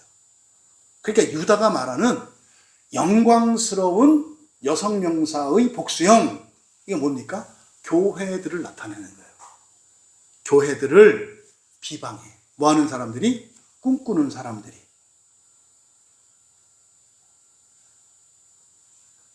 개척교회라고 우습게 하죠. 다른 교단에 있는 교회라고 우습게 하죠. 뭐 좀 잘못했다 그래서 교회를 우습게 하죠. 지금은 대한민국의 모든 사람들이 교회를 비방해. 이게 누가 하는 짓이라고요? 꿈꾸는 자들이. 꿈꾸는 자들이. 그러니까 여러분, 바로 교회는 그리스도의 피로 사신 교회 아닌가요? 근데 그 안에 있는 이 지상교회는요, 항상 불완전해요. 지상교회는 항상 불완전하다고. 그래서 교회의 교회됨은 뭐다? 그 안에서 나타나는 성령의 역사가 교회의 교회됨의 증거예요. 그래서 문제가 있느냐 없느냐가 중요한 게 아니라 그 안에 무엇이 있느냐? 교회의 거룩함이 있느냐? 성령의 역사가 나타나느냐? 이게 교회의 정체성이에요. 그럼 여러분 자신에게 적용을 해보라고. 좋은 교회, 나쁜 교회를 여러분들이 얘기할 때 판단의 대상이 뭐냐 이 말이에요. 잘못한 것, 나쁜 것을 가지고 교회를 판단하지 않느냐 이 말이에요. 이게 꿈꾸는 자들이 하는 생각이라고요. 여러분, 어떻게 그리스도의 피로 값주고 사신 교회를 우리가 판단하고 함부로 이렇게 헐뜯고 비방할 수 있어요? 잊지 마세요. 따라해보세요. 교회는 사람의 판단의 대상이 아니다. 지금 유다가 이 말씀 하는 거예요. 부모는 자식의 판단의 대상이 아니다. 남편은 아내의 판단의 대상이 아니다. 잊지 마세요. 직분자는 판단의 대상이 아니에요. 분별은 해야죠. 분별은 해야죠. 판단한다는 거 심판하는 거예요. 심판하는 거. 그럼 여러분, 여기서 영광스러운 존재들이라는 것은 뭘 나타낸다? 교회를 나타낸다. 그럼 여러분, 바로 이 교회를 비방해서는 안 되는데 꿈꾸는 자들은 한다 이 말이에요. 뭐로? 정의라는 이름으로. 정의라는 이름으로 자식들이 부모의 권위를 무시하고, 평등이라는 이름으로 아내들이 남편을 깔아 뭉개고, 민주라는 이름으로 교인들이 목회자를 우습게 알고. 유다의 말씀으로 보면 오늘날 한국교회가 어떤 상황이다? 소돔과 고모라의 상태다라고 가르쳐 주시는 거예요. 여러분, 이게 얼마나 말도 안 되는 소리인지 바로 뒤에 9절에서 천사장 미가엘을 데려와요. 9절은요, 그런대로 시작합니다. 그런데, 그러니까 여기서는요, 이 사람들과 천사장 미가엘을 서로 대조시키는 거예요. 이 꿈꾸는 자들은 이렇게 해. 그런데 천사장 미가엘 그러면요, 1인지야 만인지상의 위치예요. 천사장이니까 1인지야. 하나님 밑에 모든 영적 존재들과 물질적 존재 위에 있는 신으로 떠받들림 당하는 존재가 천사장 미가엘이에요. 근데 그 천사장 미가엘과 꿈꾸는 자들을 지금 비교하는 거예요. 그런데 말이다, 이 천사장 미가엘은 지금 여기 9절에서 말하고자 하는 건 뭐냐면, 모세의 시체에 관하여 마귀와 다투어 변할 때 감히 비방하는 판결을 내요. 요거의 핵심이, 천사장 미가엘도 뭐하지 않더라? 비방하지 않더라요. 천사장 미가엘도 비방하지 않더라. 이거 비방할 만도 한데 비방하지 않더라 이 말이에요. 근데요, 뭐에 대해서 얘기했다? 모세의 시체예요. 시체는 사람의 몸이잖아요. 그럼 모세의 시체는 지금 뭘 말하려고 할까요? 바로 앞에, 바로 뭐라 그랬어요? 영광스러운 존재들, 누굴 나타낸다고 했어요? 교회를 나타낸다고 그랬죠? 이게 여성이라고 그랬죠? 그러니까 사람의 몸, 이게 교회죠? 그러니까 모세의 시체니까 죽은 모세 아니에요. 그러니까 이걸 교회와 비유하면 이거 어떤 교회예요? 죽은 교회야. 교회도 아닌 것 같은 교회. 썩어 문드러진 교회. 죽어서 지금 막 썩어가고, 푹푹 썩어가고 있는 교회예요. 그러니까 지금 천사장 미가엘도, 그러니까 천사장 미가엘이 마귀가 그랬겠지. 야, 이게 교회냐? 이러겠지. 썩어서 냄새 나는데 구더기 꼈는데 이게 교회냐? 마귀가 이랬겠지. 근데요, 천사장 미가엘이 그렇게 하는 마귀에 대해서도 뭐 했다? 비방하지 않았다. 여러분들은 도대체 교회에 대해서 뭘 알길래 그렇게 비방하시냐고. 교회가 뭔지 알고는 그렇게 하시냐 이 말이에요. 우리가 말로만 그리스도의 핏값을 주고 산 교회라고 말을 하는데 그게 무슨 의미인지 아시느냐 이 말이에요.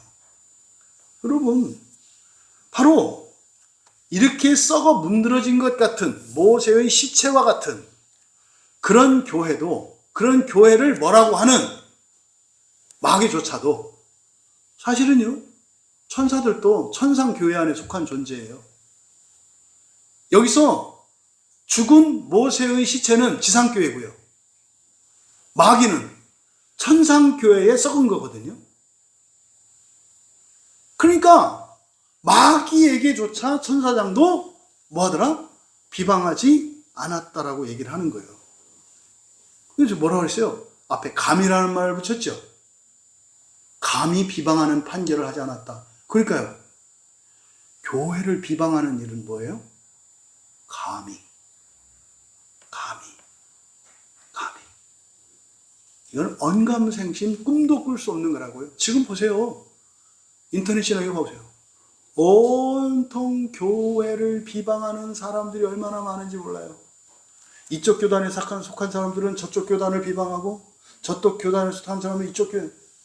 이게 지금 계속 일어나는 일이에요. 그러니까 이래서 중간중간 세계 전쟁이 일어나고 재난이 일어나고 이거 다 쌓이겠구나. 하나님이 정신 차리라고. 유다서만 이해를 해도 다 알 수 있잖아요. 그리고 보세요. 어떻게 했다.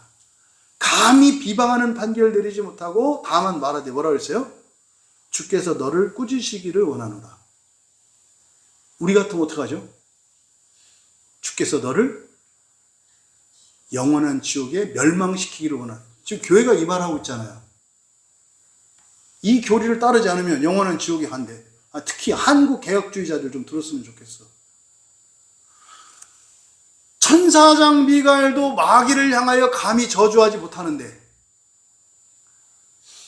한 개 교단에 속한 목사가 주님의 몸된 교회, 주님의 신부된 교인들을 영원한 지옥이라고 저주하느냐? 감히? 두려웠으면 좋겠어요. 두려웠으면 좋겠어요. 누가 누구를 구원받은 자가 있고 구원받지 못할 자가 있다고 감히.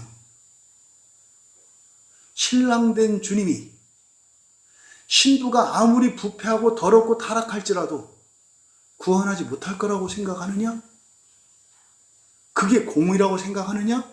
생각해보라 말이야. 뭐하고 있기 때문에 그렇다? 꿈꾸고 있기 때문에 그렇다. 꿈꾸고 있기 때문에 그렇다. 여러분, 주님의 몸된 교회를 비방하고 조롱하는 마귀에게조차 천사장도 하나님이 구원하실 여지를 열어둔단 말이에요. 그래서 뭐래요? 멸하여 주시옵소서 하는 게 아니라 뭐래요? 바로 잡아주세요. 예수님도 십자가에 못 박히셔서 예수님을 조롱하는 자들 향해서 비방하고 영원한 지옥을 선언하는 게 아니라 뭐라 그래요? 구원을 위해서 기도하시잖아요. 자연스럽지 않나? 꿈꾸는 시대를 살고 있다는 것을 기억하시기 바랍니다. 종교개혁자들의 후예라고 자처하는 사람들 꿈꾸고 있어요. 특히 대한민국의 개혁주의자도 아니에요. 자칭 개혁주의자라고 하는 사람들은 대표적으로 꿈꾸고 있는 사람들이에요. 어떤 교회, 어떤 사람들을 저주하고 영원한 지옥에 던져졌다고 못 받고, 이거 로마 캐톨릭이 하던 짓이고 이거 유대교인들이 하던 짓이라니까요. 그러니까 여전히 꿈꾸고 있구나. 성령께서 꾸게 하시는 꿈은 그런 꿈이 아니에요. 성령께서 꾸게 하시는 꿈은 단 한 사람도 버림받지 않고 영광스럽게 하나님 앞에 경배하며 하나님을 찬양하고 하나님과 하나 된 것을 꿈꿔요. 꾸는 꿈이 달라요. 미움이 없어요. 슬픔이 없어요. 두려움이 없어요. 사랑으로 충만한 꿈을 꿔요. 깨지 않았으면 좋겠다라고 하는 꿈을 꾸는 게 성령께서 꾸게 하시는 꿈이에요. 마귀의 꿈은 꿔도 끔찍해. 그래서 다른 사람 구원받지 못하는 사람이 있으니까 뭐가 좋아 당신한테? 개운하잖아. 뭐가? 이거 하나님에 대한 악심이에요. 하나님에 대한 불만이 자신들의 정의의 이름으로 누군가는 구원받으면 안 된다고 말을 하는 거예요. 그동안 나한테 이렇게 해놓고 저런 거를 구원하면 이거 공평하지 않지는 얘기지. 그러니까요.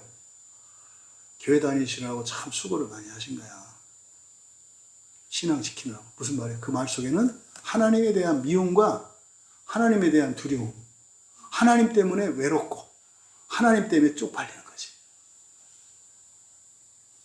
영적으로 깨어나는 여러분 되시기 바랍니다. 10절에요. 그런데 그러니까 이제 그런데니까 뭐겠습니까? 네, 천사장 미가엘도 이렇게 했어요. 그런데 이 사람들은 용감하겠지 뭐. 그런데 이 사람들은 무엇이든지 그 알지 못하는 것 이렇게 있거든요. 그러니까 이 사람들은 자신들이 알지 못하는 모든 것들이에요. 그래서 지금 우리말 성경으로는 무엇이든지 알지 못하는 것 이렇게 돼 있잖아요. 근데 그 알지 못하는 것이 무엇이든지를 수식해요. 이게 복합 관계대명사거든요. 알지 못하는 모든 것들을 이러는 거예요. 알지 못하는 모든 것들을 비방하며. 무슨 말인지 알겠다니까. 성경 해석 잘못되었으니까 이렇게 알려줘도 뭐라고 하냐면 비방해. 아니 성경 해석을 잘못했다고 알려주면 확인하고 맞나 틀리나 알 일이지 왜 그렇게 막 화를 내냐니까. 꿈꾸는 사람들이었구나. 이해가 되는 거예요. 그러니까 알지 못하는 모든 것들을 비방한대. 그러니까 내가 진리지. 내가 아는 것과 다른 거 얘기하면은 틀린 거야. 저주받을지어다 이렇게 얘기한다 이 말이야. 제 눈앞에 이렇게 아른아른 그래 목사님들이. 너무 마음 아파요. 스님도 받아들이는데 왜 그래요? 꿈꾸느라고.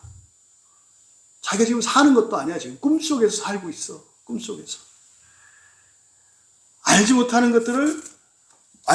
모든 것들을 비방하며 이성 없는 짐승들처럼 본성적으로 아는 그것들. 그러니까 뭐요?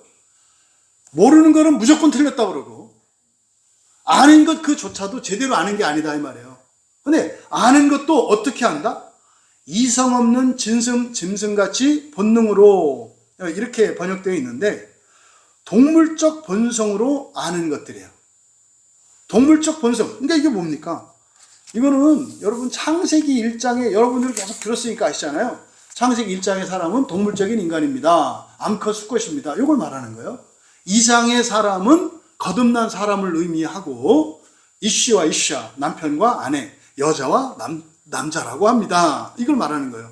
그러니까 아니 목사인데 어떻게 거듭나지도 않은 사람처럼 생각하느냐 이 말이에요.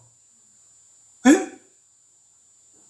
교인은 그렇다 손 치더라도 목사라는 사람들이 거듭나지도 않은 것처럼 생각한다 이 말이에요.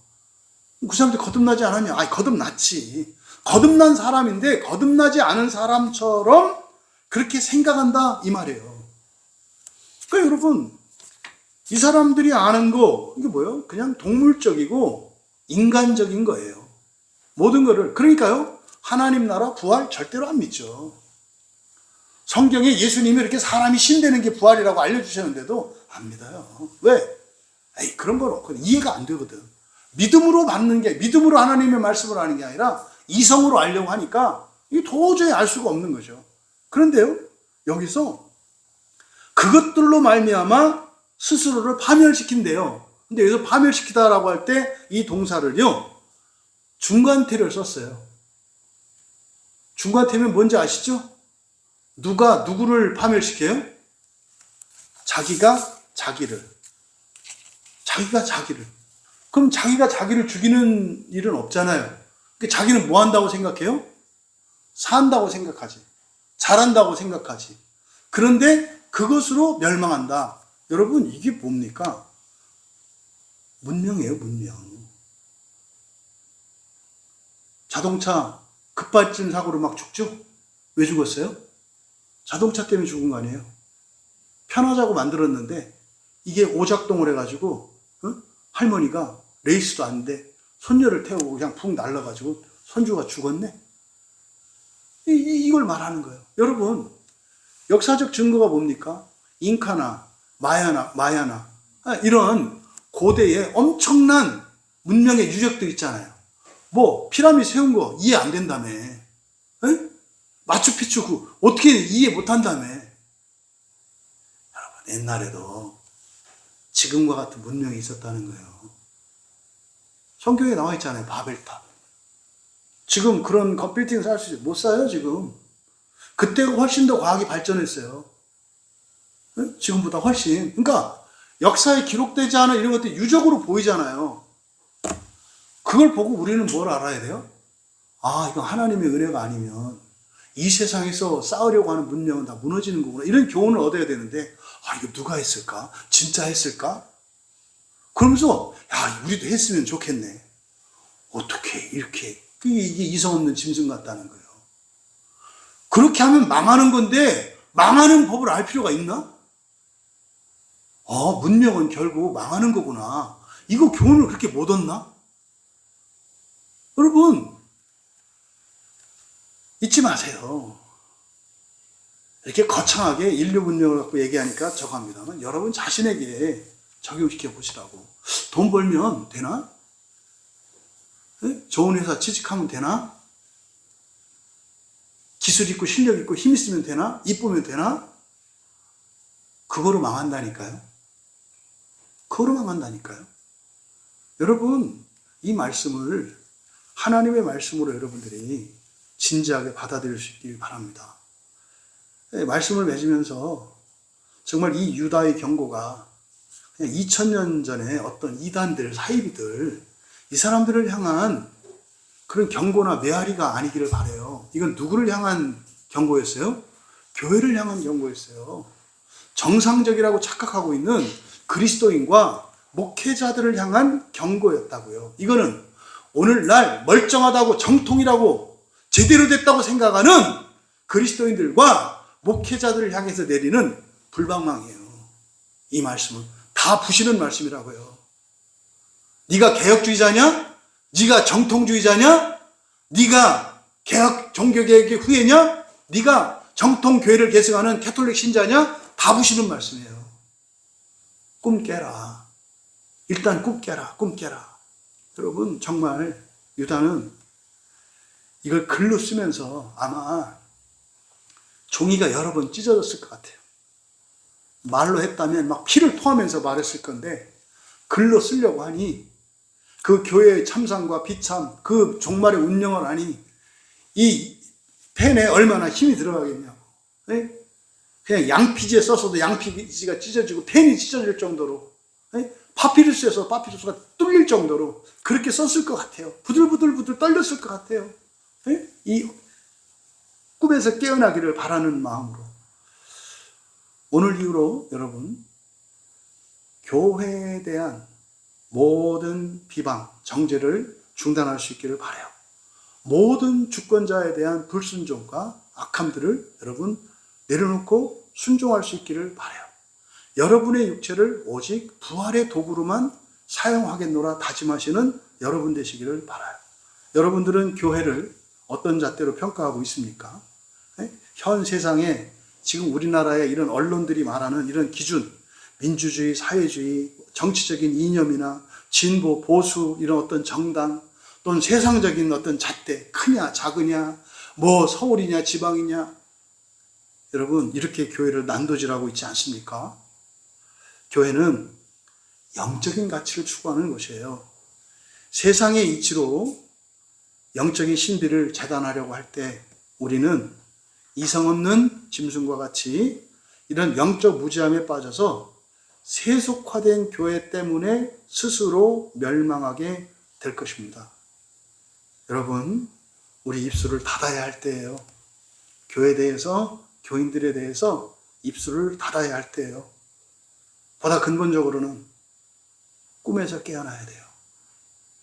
오직 성경이 아니라 다른 기준을 따라 살아가고 신앙생활하는 이것도 괜찮다라고 하는 착각, 이 꿈에서 깨어나야 돼요. 우리 육체를 정말 부활의 도구로 사용하고 내 삶의 주권을 하나님께 온전히 의탁하면서 하나님께서 이 세상에 세운 주권자들에게 복종하며 또 교회의 연약함을 볼 때 그걸 비방하는 자들이 아니라 그것 때문에 마음 아파서 기도하고 도울 수 있는 우리 모두가 되기를 바랍니다. 그런 것을 보고 재단하려고 할 때 그것 때문에 우리 스스로 화를 입게 될 것이다. 천사장 미가엘처럼 하나님 주권에 맡기고 눈물로 기도하고 마지막까지 구원의 소망을 내려놓지 않고 꾸짖기를, 책망하기를 기도할 수 있는 우리가 되기를 바랍니다. 여러분, 비방하는 우리 입술을 찢어버립시다.